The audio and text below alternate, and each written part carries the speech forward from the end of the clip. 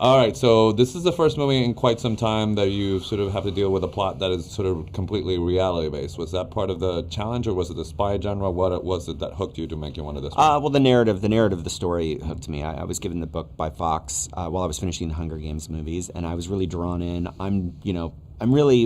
I find stories about lonely, isolated people very appealing, and this has one of those in spades. And so I was really excited to see that there was a very unique and different way into the spy genre. But also coming off of doing 3 Hunger Games movies in 5 years and tons of visual effects, it was great to do something rooted in a reality and shoot in real locations and have very limited visual effects that I needed to do so I could really work with the actors. So isolated, lonely characters, that Yes. not necessarily like cinematic. So that's that part of the challenge to sort of make it tangible that their inner conflict is to sort of.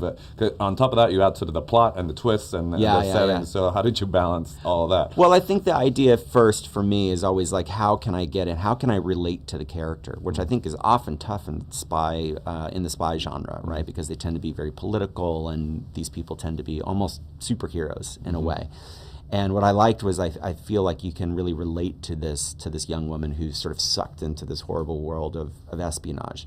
So then the fun thing is then you build this sort of mystery of like, wait a second, she's in this horrible world, but does she kind of like it? Is it she's pretty good at it? And you start to kind of build that mystery up, and that's sort of the fun, the juiciness of the story.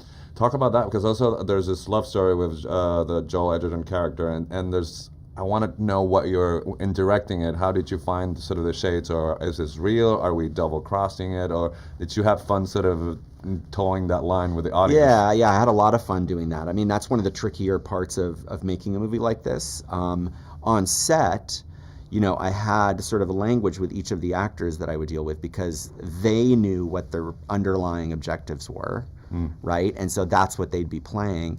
But the two of them do have this kind of chemistry, and they are kind of falling for one another, but there's more important things at stake, right? She's always going to have her survival at stake. She's always going to have the mother back at home that's at stake.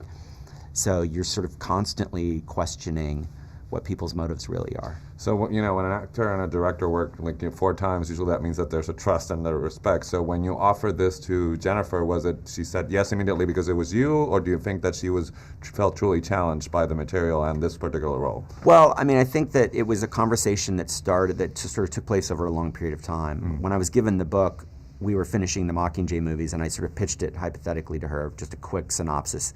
Said, would you be interested in that? And she said, sure. I mean, hypothetically, without reading anything, it sounds cool, and it'd be fun to do something with you. And then as I developed it, I would sort of dole more information out to her about the story, and then she didn't sign on officially until she read the script, and then she was in, and then we had the real sort of discussions about the content of the movie. Katniss, it was a very, very rich character, but Yes. And movies don't come together and are released. Sort of things happen that are not necessarily in a structured way, but reading what she does in this movie is a very sort of mature, different sort of Jennifer Lawrence on screen, and it goes with kind of like what she did in Mother as well. It's like a different phase of her career. Did you guys talk about that at all, or in conversations about the character? A little bit. I have to say that I always saw her as Dominica in this, which is why I pitched it to her, and she was the one I always wanted to make the movie with.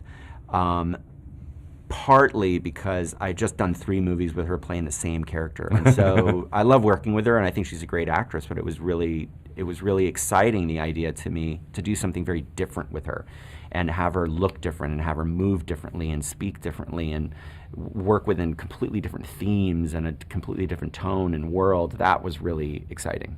So when I found out I was going to talk to you today, I looked you up, and you have like 12 projects in development. So where are you going? Are you going fantasy? Anything in particular? Given that you made such a gritty, realistic thriller, does that mean that you sort of swing the other way when you go for your next project? Not necessarily. It's whatever sort of really kind of grabs my artistic heart, I think. And right now, it looks like I'm doing a project with the writer Stephen Knight and the producers of this movie, actually, at Apple. It's called C, and it's a very cool, creative, very original series. All right, we'll look forward to it. Pleasure talking to you. Thank you.